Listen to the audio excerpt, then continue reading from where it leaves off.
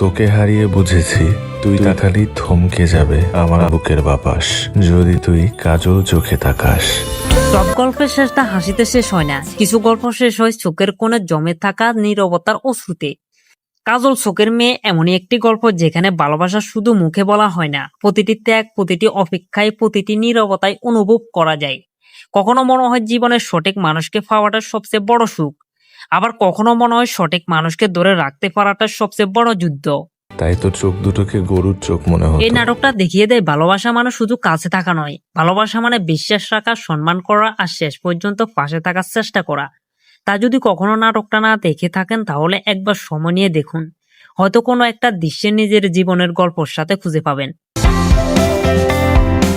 ভালোবাসার জন্য ধৈর্য আর সম্মান দুটোই দরকার। অভিনয় আর গল্প দুটো দর্শকদের হৃদয় ছুঁয়ে যায়।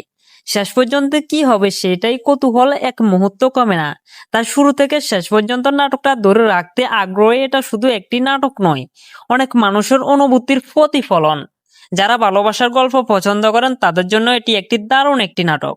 দেখার পর গল্পের কিছু দৃশ্য অনেকক্ষণ মন থেকে মুছে যায় না। তুই তাকালি থমকে যাবে। কাজল চোখের মেয়ে একটি নাটক যা অনুভূতি দিয়ে হৃদয়ে জায়গা করে নেয়। ধন্যবাদ সবাইকে, ভালো থাকবেন, সুস্থ থাকবেন। ভিডিওটি কেমন হয়েছে কমেন্ট বক্সে অবশ্যই জানাবেন। ধন্যবাদ সবাইকে।